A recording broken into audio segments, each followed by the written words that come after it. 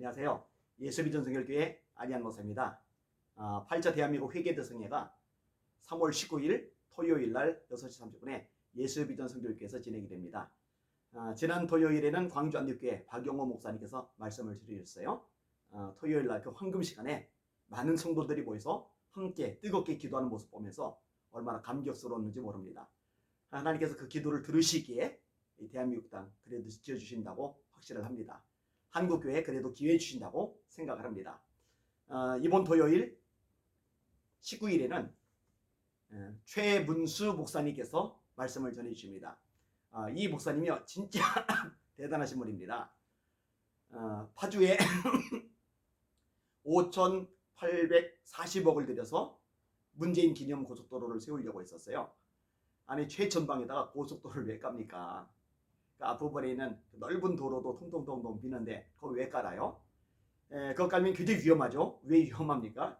북한이 쳐들어왔을 경우에 서울까지 1시간, 대전까지 2시간 반이면은 통과가 가능한 도로가 된다는 겁니다. 그러니까 그런 거를 뚫는 것 자체가 굉장히 위험하고 의심스러운 상황인 거죠.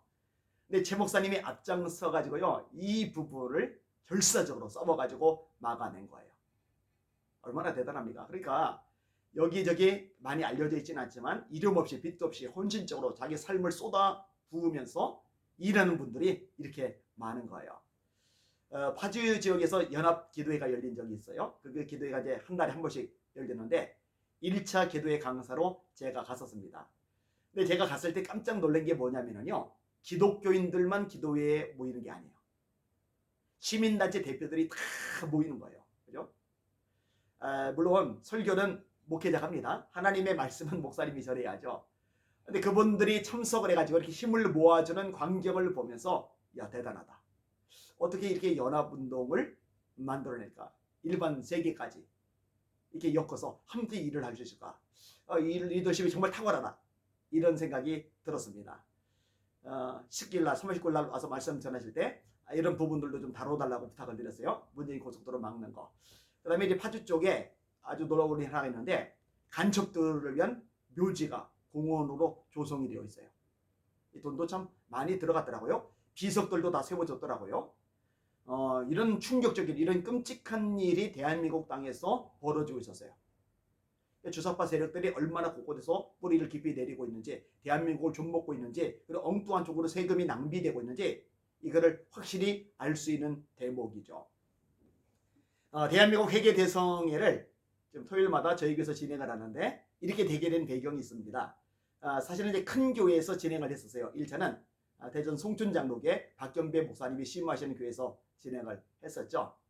그 다음에 2차는 대구 서문교회 이상민 목사님 계시는 곳, 그 다음에 광진중앙교회 지태동 목사님 계시는 곳, 그곳에서 또 진행을 했었습니다. 심화보 목사님 심무하시는 은평제일교회에서도 진행을 했었고요. 이렇게 이제 큰 교회들 쭉쭉 계속 돌아가면서 진행을 하다가 코로나19 확산이 너무 커지고 그러니까 큰 교회들이 이 교회를 내주는 거에 대해서 좀 꺼려하는 분위기가 생겼어요.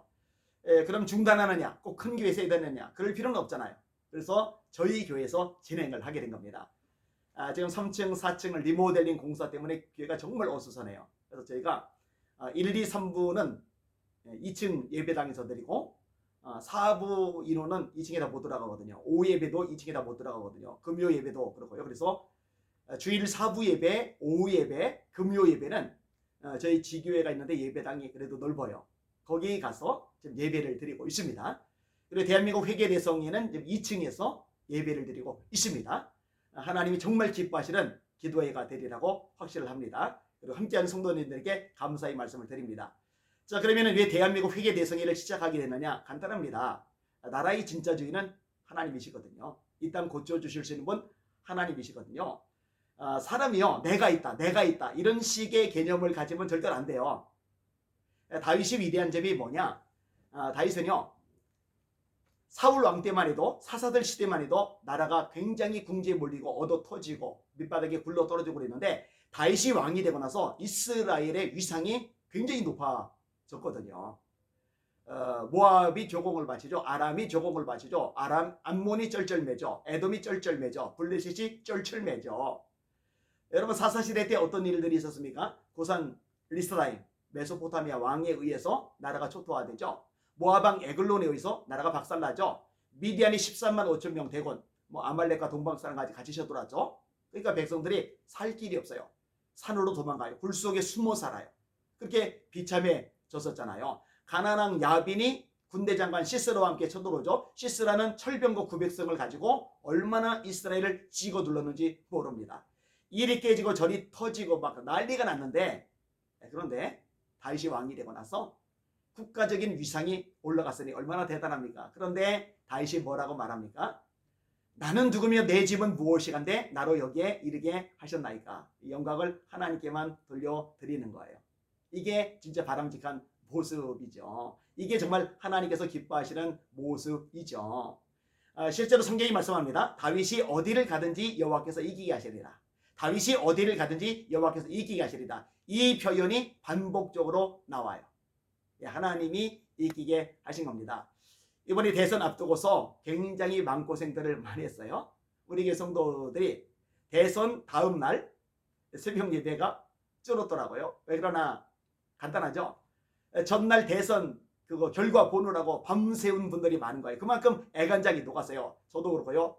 사전 선거한 게 먼저 개표가 되었잖아요. 그때 이재명 더 높게 나오잖아요. 그러니까 그때 굉장히 힘들어요. 제 안에도 힘이 다 빠진다고 할 만큼 많은 사람들이 아마 그랬을 거예요. 그런데 이제 당일날 투표한 것이 이제 개봉되기 시작하면서 상황이 역전이 된 거죠.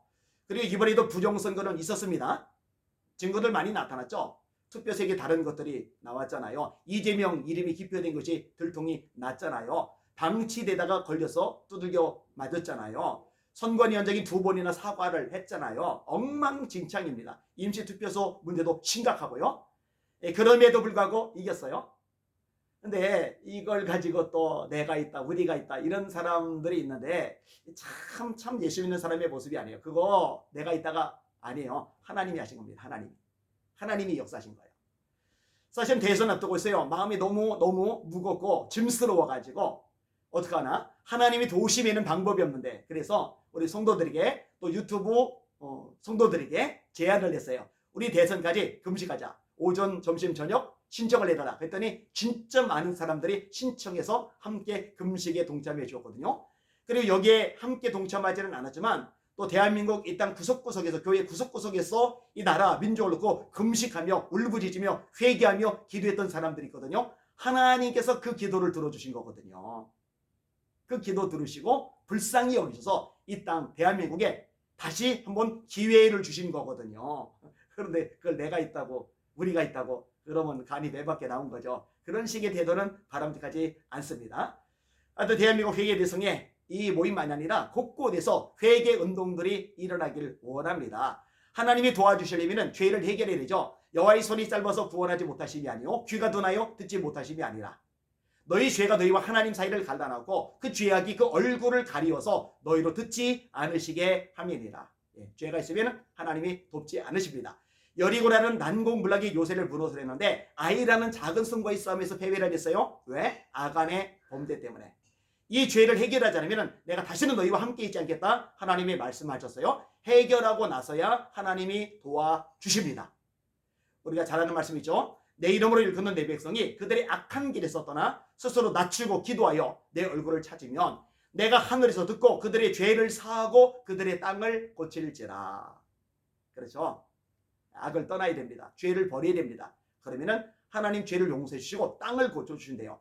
대한민국 땅을 하나님 고쳐주셔야 되는데 방법은 하나밖에 없어요. 성경의 가르침은 명확합니다. 죄에서 떠나야 됩니다. 악에서 떠나야 됩니다. 회개해야 됩니다. 죄산 받아야 됩니다. 정결함을 입어야 됩니다. 그러면 하나님이 용서하시고 새롭게 기회를 주시는 겁니다.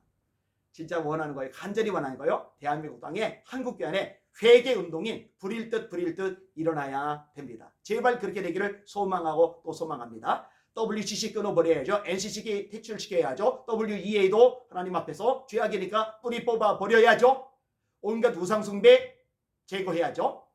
이렇게 하나님께서 기뻐하시는 모든 것들을 버리고 불쌍히라도 회개하면서 부르짖으면 하나님께서 다시 한번 한국교회에 부흥을 주실 겁니다. 성령의 바람이 불게 될 것입니다. 그 힘을 가지고 복음통일, 자유통일을 이루게 될 겁니다. 그리고 남과 북이 연합하여 땅끝까지 세계 선교에 쓰임받게 될 겁니다. 이렇게 쓰임받다가 재림하시는 주님을 구원의 열매들과 더불어 함께 영접하게 될 겁니다. 그날을 소망합니다. 이것이 한국교회가 존재하는 목적, 우리가 살아가야 되는 이유가 아니겠습니까?